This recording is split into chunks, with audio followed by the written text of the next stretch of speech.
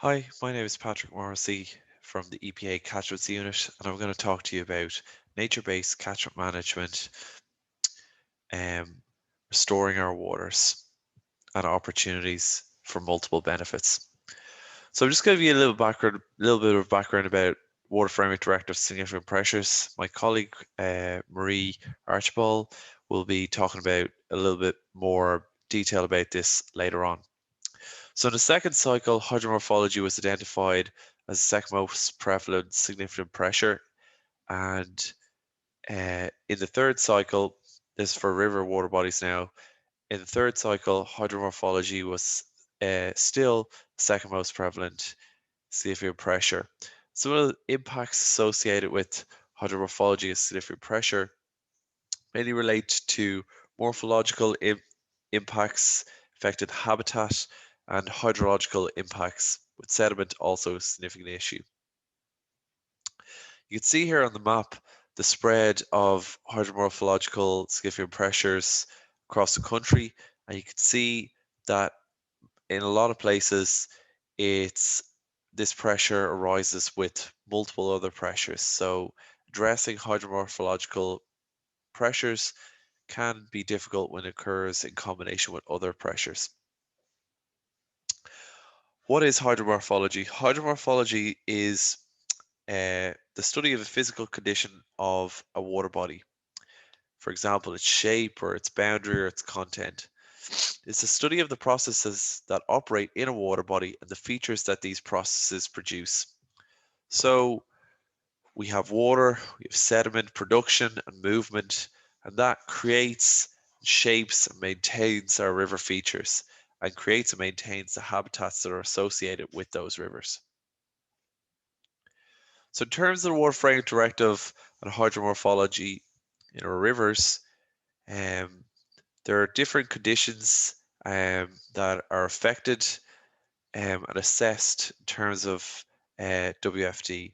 So for the hydrological regime, we look at the quantity and dynamics of water flow, connection to groundwater bodies, in terms of river continuity, longitudinal connectivity, so in terms of barriers, weirs or dams, lateral connectivity, whether the river is disconnected from its floodplain, and then river morphology, so the river depth and width variation, structure and substrate of the riverbed, the structure of the riparian zone. So coming out of the second cycle river basin management plan, the EPA had National Hydromorphology Work Programme. And one of the items on that work programme was to assess hydromorphological condition of our rivers. So the National Hydromorphology Working Group was established, and the main outcome of that was the development of MQI-Ireland. Another item that was identified in the National Hydromorphology Work Programme was to identify appropriate restoration measures. So the National Water Retention Measures Working Group was set up to review the state of art and make recommendations for use of these types of measures in Ireland. Another item on the work programme was to develop and agree a prioritised restoration programme for our rivers. And this is something that is being looked at in terms of third cycle river basin management plan, the planning we're doing at the moment for programme measures. And to support that work, we have a new project in terms of river restoration, nature-based catchment management, implementation framework, and I'm going to talk more about that later on in this presentation. So I'm just going to give you a little bit of background to the National Water Retention Measures Working Group and the key outcomes from the work that group did. So the group was co-chaired by the EPA and the OPW, and I guess one of the key outcomes was to move away from the term natural water retention measures and move towards the term nature-based catchment management. So there are many different headings that these types of measures fall under.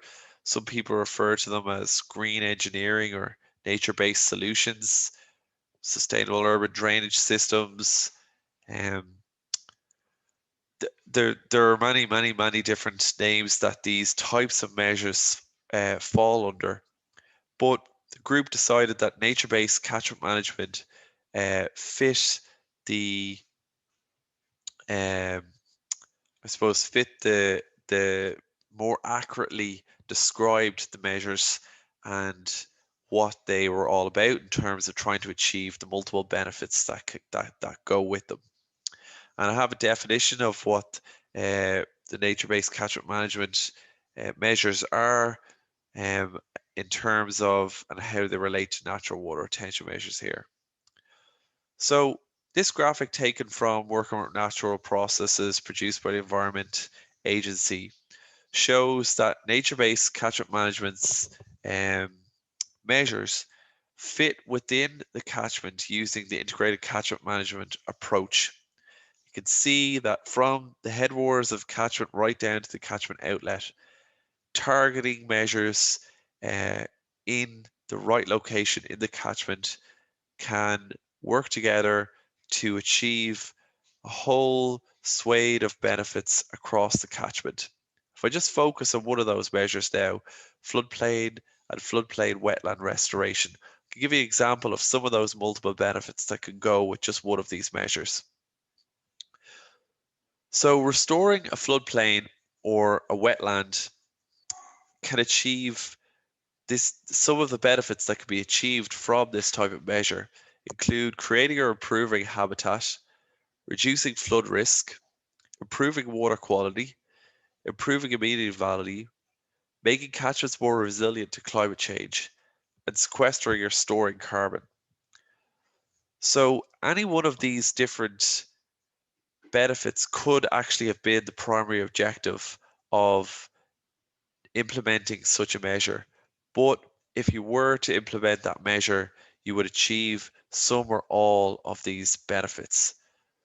So this type of measure has a high opportunity for achieving multiple benefits.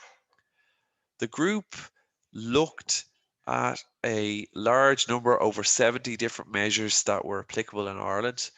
And you can see here we used a modified version of the assessment methodology that was undertaken by the Environment Agency in their Working with Natural Processes document.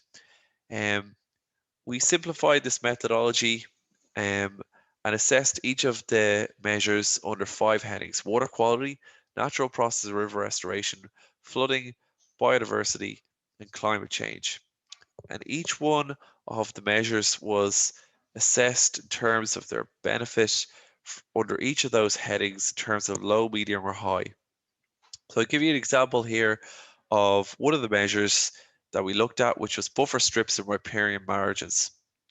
You can see that this type of measure is primarily implemented in terms of the agricultural setting for targeting water quality improvements in terms of nutrients.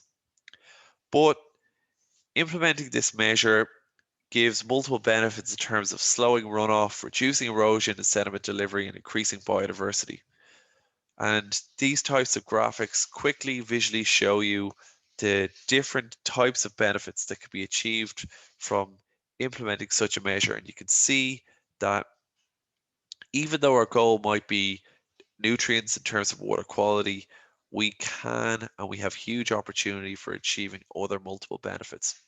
So each one of the measures was considered by the Natural Water Retention Measures Working Group and assessed under these 5 headings, and a list of high opportunity, high benefit, low effort measures was compiled, and that was one of the recommendations that was brought forward by the group.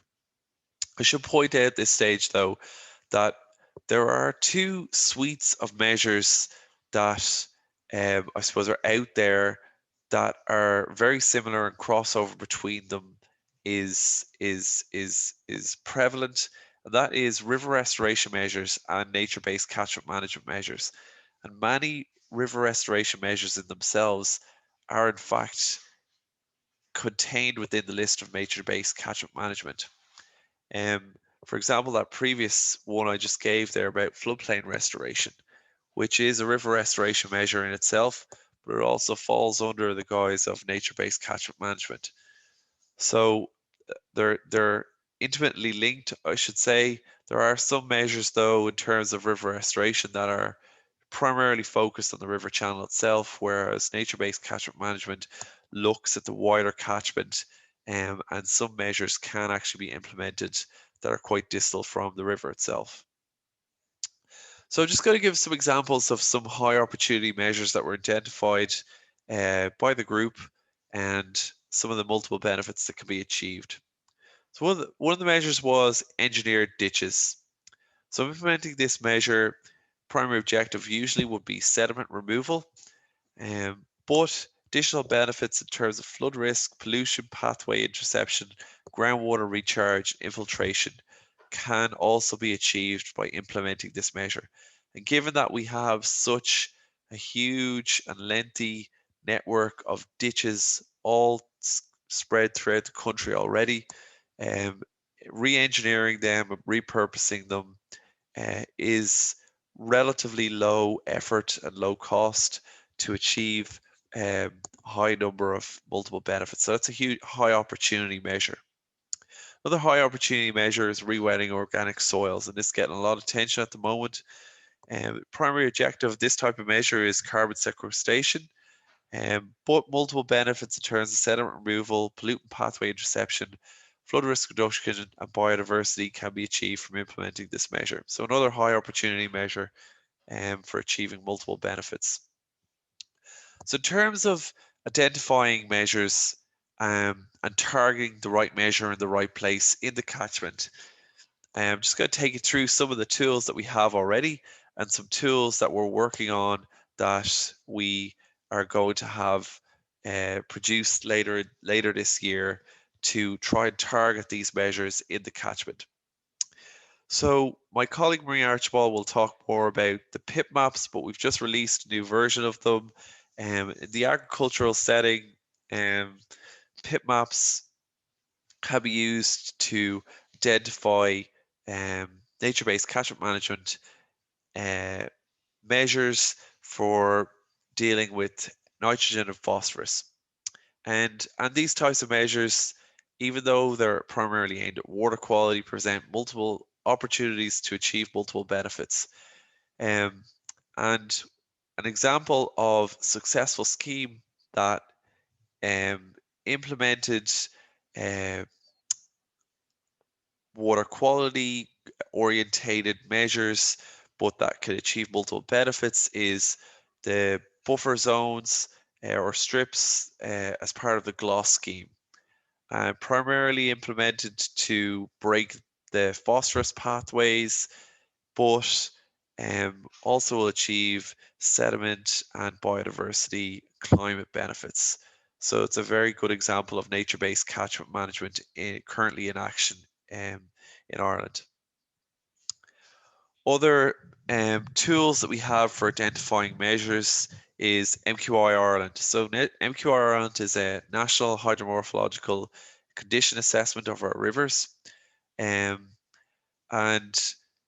the indicators that are used to come up with the hydromorphological quality class, these indicators can be used to identify locations for requiring specific river restoration or nature-based catchment management measures, and really used to target measures in the right place. And this is one of the tools that we are using on a project I'm going to talk about later to really target these measures. Other tools that we have in terms of lake biomass for hydromorphological pressures in lakes, hydromorphological quality index for transitional coastal waters, and the cube tool for low flows and abstractions, focusing on the hydrological aspect of hydromorphological impacts.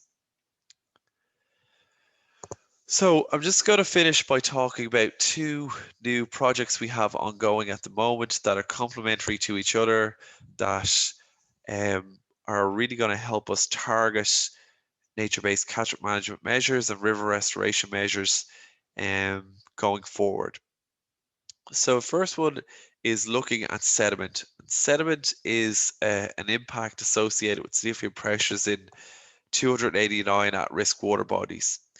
And this is likely highly underestimated given the way we monitor for sediment and the flashy nature of the impact that can be associated with sediment sometimes. So this is probably likely more prevalent as a pressure and an impact around the country.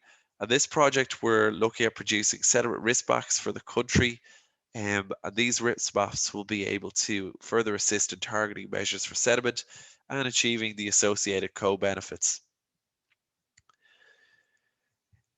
Finally, I'm going to tell you about a project we have in terms of river restoration, nature-based catchment management implementation frameworks. So currently working on developing a framework for the implementation of both of these suites of measures. And as I said, they complement each other and there's quite a large degree of crossover between the two measures. So really they have to be considered together.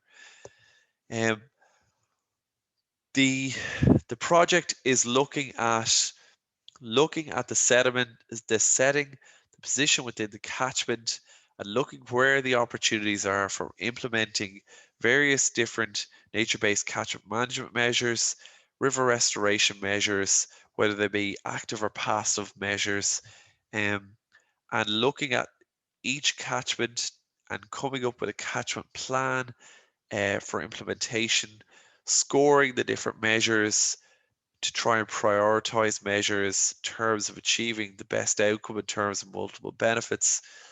The idea is then that will produce a decision support tool or matrices that people can quickly identify in a certain location in the catchment what the right measures are to implement, whether it be in the river channel itself or in the wider catchment. And we're going to implement that draft framework in a number of pilot test catchments in more detail and use the outcomes of those test catchments to feed back in and refine the process. And it's hoped or it's planned that the output from this project and the sediment project, which will feed into this project, given that the sediment load is a driver of active river restoration methods and some of the nature-based catchment management measures, which are focused at sediment, so they're complementary to each other. The output from both of these expected later this year, and those tools will further help and aid in identifying these measures across catchments. So just finally to close, nature-based catchment management method or measures are, I suppose, the key way that we can restore our waters and achieve multiple benefits under multiple headings. And we're working on producing new tools to help with identifying where these measures can go and assessing a methodology to assess their implementation. So thanks for your attention. I look forward to any questions you might have later on. Thanks.